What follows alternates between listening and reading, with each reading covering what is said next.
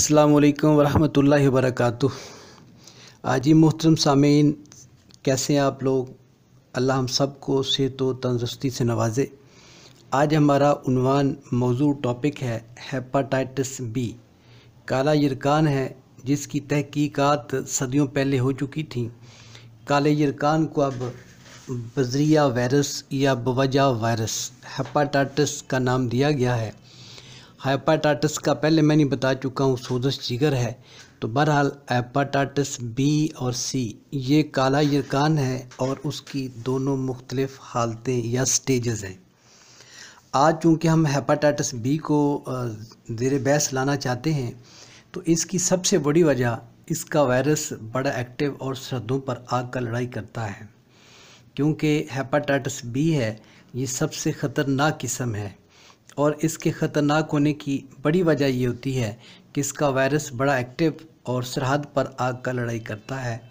यही वजह है कि इसका सही इलाज शुरू हो जाए तो बहुत जल्दी ये वायरस गिरफ्त में आने के बाद ख़त्म हो जाता है।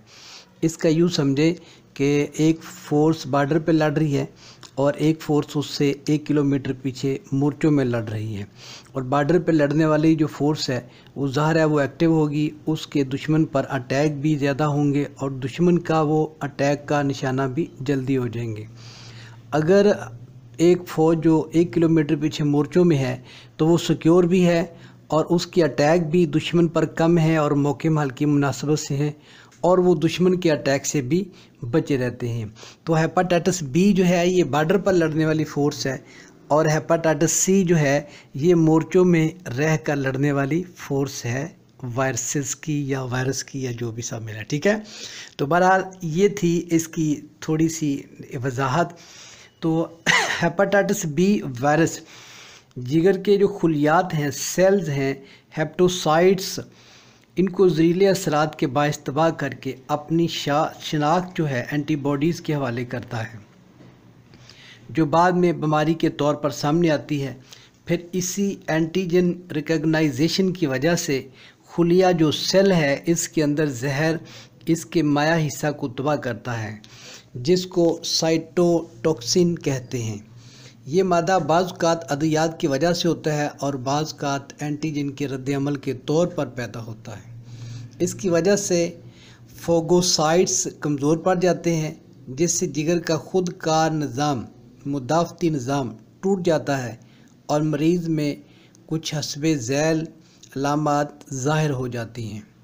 उनमें चेहरे का रंग और उसके बाद चेहरे का रंग स्याही मैल, खून की कमी की वजह से हल्का जर्दी मैल हो जाता है और आंखें बेनूर, चेहरा जो है वो पिचका हुआ और समझ लें कि मुरझाया हुआ, वजूद में थकन, कमज़ोरी, काम करने की हिम्मत ना होना, गहरा पीला पेशाब, भूख बंद, कब्ज़, वज़न में कमी, किसी मखरज से खून का आना, सर दर्द, हल्का बुखार, जिस्म पर खारशी दाने, खाने के बाद पेट में दर्द की शिकायत, जिगर और तिली का बढ़ जाना, गुर्दों में सोजश, मुंह का ज़ायका ख़राब, प्यास की ज़्यादती, पसलियों के नीचे दर्द, चिपसापन, कुसीलापन, क़ुव्वत बर्दाश्त की कमी, इख्तिलाज कलब, दिल की धड़कन का तेज़ होना, सांस फूलना, अज़ा शिकनी, अज़म लौज़तैन, नाखूनों की रंगत का सफ़ेद होना, जिल्द की रंगत जर्दी मैल होना, खून जमने की सलाहियत जो है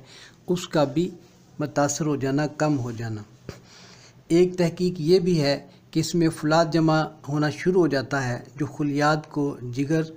खुलियात जिगर को तबाह करना शुरू कर देता है। अब इसके जो असबाब हैं, खुश्क अशिया का कसरत इस्तेमाल है या मलेरिया जो बुखार है इसका गलत इलाज हो जाए तो इससे भी हेपाटाइटिस बी हो सकता है। और मलेरिया बुखार के गलत इलाज से गालबन 1995 में मुझे पीला यरकान हो गया था। मुझे आज भी याद है, उस वक़्त क्लोरोक्वीन वगैरह दी जा रही थी मलेरिया के लिए, तो अभी मलेरिया तो नहीं उतरा था और मुझे शदीद तरीन अटैक हुआ पीले यरकान का और उसके असरात बड़े अरसे तक रहे। तो जब माहौल के अंदर भी अगर खुश्की ज़्यादा है या कोई ऐसी चीज़ है, समीयत है, जहर है या कोई धुआं इस तरह का है या कोई केमिकल इस तरह का है जिसके अंदर खुश्की ज़्यादा है, इससे भी हेपाटाइटिस हो जाती है। अब करना क्या है, हेपाटाइटिस का इलाज हरारत को पैदा करना है। हेपाटाइटिस ए से इजाफी हरारत को खारिज करना है और हेपाटाइटिस बी और सी में हरारत की कमी को पूरा करके हरारत को बढ़ाना है, ताकि जूं जूं हरारत बढ़ती जाएगी पीला कालापन हरारत की ज़्यादती से पिघल कर तहलील होकर जिस्म से खारिज होता चला जाएगा। अब आते हैं इसके इलाज की तरफ। सबसे पहले जो है वो आप ऐसा करें कि मुसल देकर जो सुदा है जिस्म में ज़्यादा हो गया था, जैसे मैंने बताया कि जो पीला यरकान था उसमें सफ़रा ज़्यादा हो गया था, इसमें सुदा ज़्यादा हो जाता है। सुदा का रंग जो है वो स्याह है, इसलिए इसे काला यरकान कहते हैं, उसके रंगत के काला होने की वजह से। क्योंकि सुदा है, रंगत काली है और जिस्म में ज़्यादा हो गया है तो काला यरकान बना। इसलिए इस स्याही मैल मादे को ठंडी चीज़ देकर और ठंडा करके फ्रीज़ नहीं करना, फ्रिज में जमा नहीं देना, बल्कि इस काले मादे को हल्की हरारत देकर जिस्म के खून के अंदर से, जिगर के अंदर से खारिज कर देना है। और उसके लिए पहले ये करें कि सुदा को खारिज करने के लिए सुदावी मुसल दें, जो सुदा को खारिज कर दें। और उसके लिए एक सिंपल नुस्खा नोट कर लें, वो है जी लौंग 10 ग्राम, दालचीनी 30 ग्राम, जलवत्री जो है ये 20 ग्राम, मुसब्बर असली लेना है 60 ग्राम और हंदल 40 ग्राम। इन सब को बारीक करके चने बराबर गोलियां बना लें और मरीज़ को 1 या 2 गोली ये इस्तेमाल करवाएं। और इससे क्या होगा कि पखाने आके जो सुदा था जिस्म में, जिसकी ज़्यादती से पीला यरकान और ये लामात हो रही थी और वायरसेस ज़्यादा हो रहे थे, उनका अखराज हो जाएगा। लेकिन डरने की ज़रूरत नहीं है। ये जो नुस्खा जात हैं ये साइंटिफिक हैं, तहकीकाती हैं, तिब्ब के बुनियादी असूलों के ऐन मुताबिक है, तीर तुक्का जुगाड़ नहीं है, ठीक है। और जब सुदा का अखराज अच्छी तरह से हो जाए इस नुस्खे से, तब क्या करें, तब आप त्रियाके मैदा जो है वो इसको दे दें। अब त्रियाके मैदा ऐसा नुस्खा है जिसको हमने बेशुमार बीमारियों पर आजमाया है, अल्लाह के फजल से वो ठीक है। अब त्रियाके मैदा में अजवैन है, गंधक है और पुदीना है, ठीक है। अगर पुदीना 100 ग्राम है तो गंधक भी 100 ग्राम और अजवैन देसी 200 ग्राम। अब मैं क्या कर रहा हूँ, अजवैन, पुदीना, गंधक और सौंफ, ये चारों इसे बराबर वज़न ले लेता हूँ, यानी कि चारों 100-100 ग्राम लेके बारीक करके त्रियाके मैदा के नाम से चला रहा हूँ। लेकिन त्रियाके मैदा का जो बुनियादी नुस्खा है वो है अजवैन 200 ग्राम, गंधक 100 ग्राम और पुदीना 100 ग्राम। तो बहरहाल आप दोनों में से जो भी नुस्खा आपको अच्छा लगे दोनों बना लें, दोनों के अंदर एक ही तरह की खूबी पाई जाती है। अच्छा, त्रियाके मैदा जो है ये आप कितना देंगे, ये आप 1 ग्राम देंगे सुबह दोपहर शाम, ठीक है। और अगर आप महसूस करें कि मरीज़ को कब्ज़ है तो फिर आप ऐसा करें कि इस त्रियाके मैदा के अंदर से 100 ग्राम दवाई ले लेनी है और 5 ग्राम जमाल गोटा इसमें शामिल कर लेना है। अब 100 ग्राम दवाई को लग करके त्रियाके मैदा में से 0.1,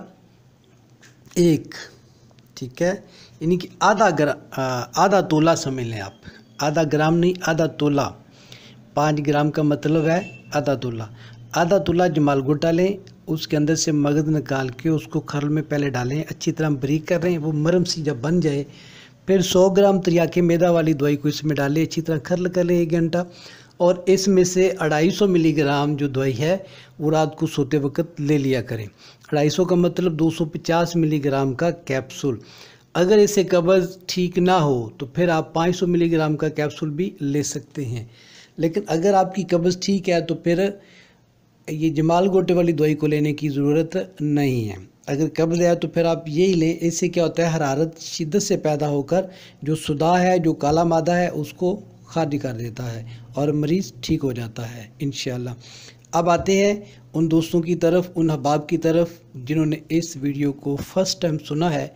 उनकी खिदमत में गुजारिश है कि इसे सब्सक्राइब ज़रूर कर लें और बेल आइकन को प्रेस करें, ताकि हर आने वाली इसी तरह की साइंटिफिक, तहकीकाती, मुनफरद, यकता, निराली वीडियोज़ आप तक पहुंचती रहें।